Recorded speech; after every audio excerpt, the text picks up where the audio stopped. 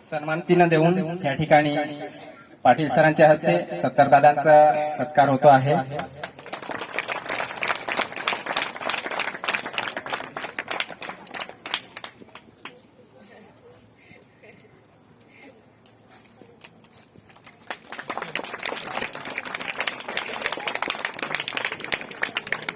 याच्यानंतर मी पाटील सरांना विनंती करेल की त्यांनी आपलं सत्कारदादांबद्दलचं मनोगत व्यक्त करायचं आहे।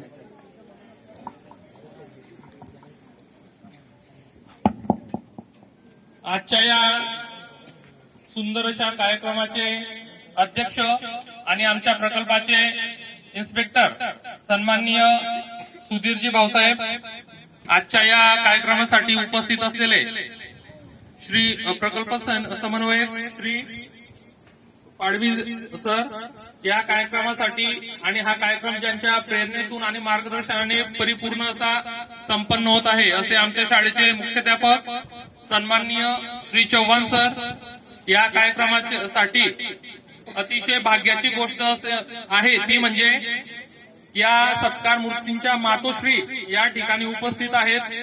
त्या आईंना वंदन। या ठिकाणी आमच्या शाळेच्या शाळा व्यवस्थापन समितीचे अध्यक्ष आदरणीय रवींद्र दादा, तसेच या शाळेचे माजी मुख्याध्यापक पवार सर, माझे सर्व सहकारी कर्मचारी बंधू भगिनी, या ठिकाणी उपस्थित असलेले सत्कारदादांवर प्रेम करणारे त्यांचे नातेवाईक, आप्तेष्ट, मित्र परिवार आणि विद्यार्थी मित्रांनो,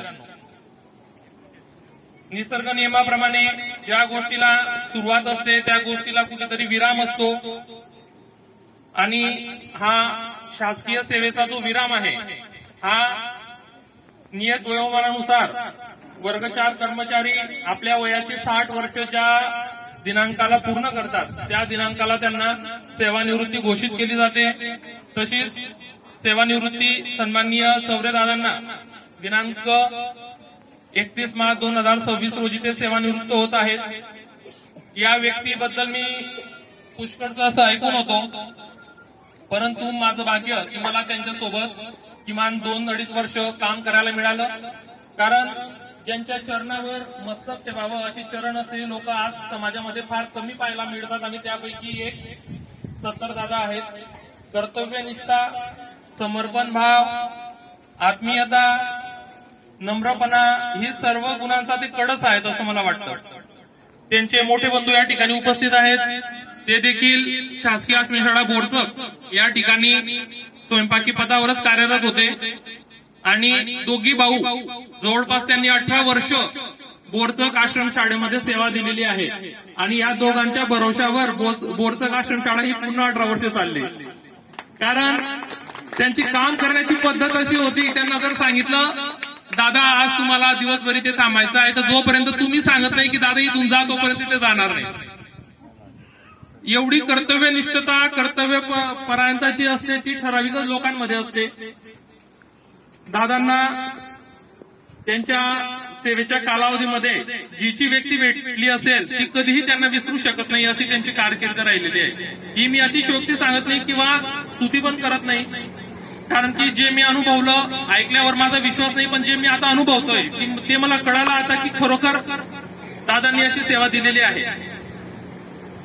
त्यांना अनावश्यक त्यांनी रजा घेतली नाही, प्रशासन कात्रीमध्ये सापडेल अशी कोणतीही कृती त्यांनी त्यांच्या आयुष्यात केलेली नाही। दादा, तुम्हाला तुमच्या पुढील वाटचालीसाठी शुभेच्छा देताना खूप खूप आनंद होत आहे। तुमचा सहकुटुंब, सहपरिवार, तुम्ही आश्रमशाळेमध्ये जरी एक व्यक्ती पगार घेत असेल तरी देखील संपूर्ण परिवाराने या ठिकाणी सेवा दिलेली आहे। त्यांच्या सौभाग्यवती आदरणीय चौरे मावशी यांनी देखील मुलांची काळजी घेतलेली आहे।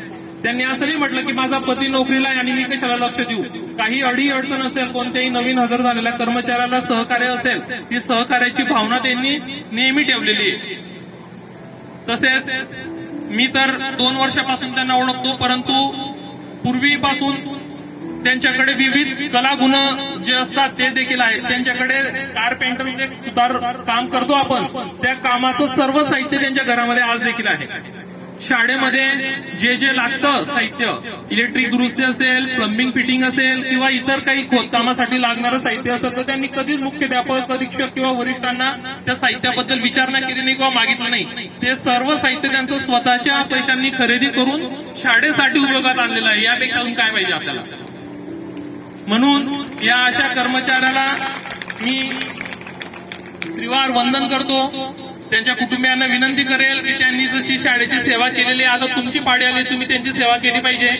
त्यांना त्यांचं आरोग्य जपा, त्यांचं खानपान जपा, त्यांचं मानसिक स्थिती जपा, कारण की त्यांनी सर्व कष्टा तुमच्यासाठी खाल्लेल्या आहेत आणि कुटुंबाचा हा गाडा इथपर्यंत ओढून आणलेला आहे. म्हणून मी कुटुंबियांना विनंती करेल की त्यांची काळजी घ्या. आणि आमच्या शाळेतर्फे आदरणीय चव्हाण सरांनी त्यांच्या रिटायरमेंटच्या तारखेच्या आधीच स्वतः पुढाकार घेऊन त्यांची पेन्शन केस मंजूर करून आणलेली आहे.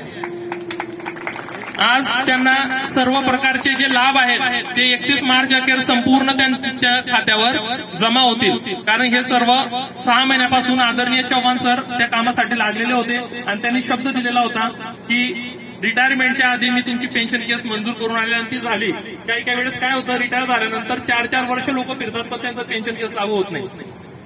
मी तर माझ्या सर्व्हिसमध्ये पहिल्यांदा पाहतोय की रिटायरमेंटच्या आधीच पेन्शन मंजूर झालेली आहे.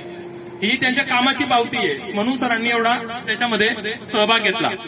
या कार्यक्रमाच्या ठिकाणी संयोजकांनी मला बोलण्याची संधी दिली त्याबद्दल धन्यवाद. सरांनी हा सुंदर कार्यक्रम घडवून आणला म्हणून सरांना पण धन्यवाद.